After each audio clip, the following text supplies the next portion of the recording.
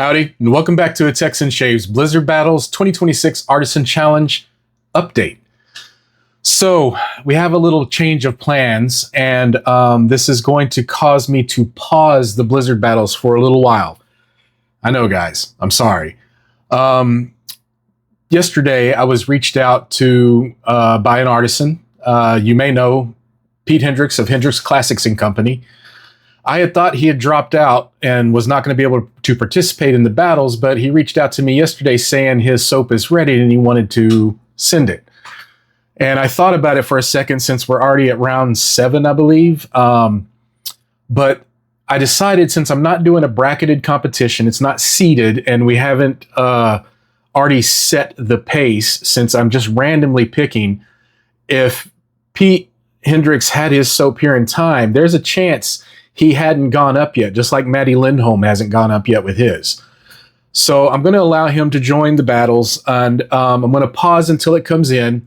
And what's going to happen in round 8 is I'm going to put Pete Hendricks' submission, Hendricks Classics and Company submission, up against Maddie Lindholm.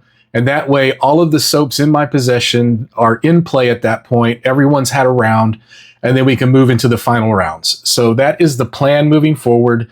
I'm thinking the battles may be paused for about a week. I haven't received the tracking just yet, but Pete's really good about getting me product fairly quickly. So we shall see. If it's taken a little longer than normal, I will go ahead and resume the battles, but we'll play that one by ear. But I just wanted to let everybody know that the battles will be paused momentarily until I receive the soap and splash from Hendricks Classics and Company. And then we will resume the battles with round 8 with Hendricks Classics going up against Maddie Lindholm. That way, everyone's in play. There isn't a soap that hasn't had a round yet, and we can move into the final battles. Let me know down below how you feel about this. Again, this is all for fun, guys. It's not like a major competition, but oh, and on the plus note, I did learn that Pete Hendricks said, yes, this soap can be available for sale.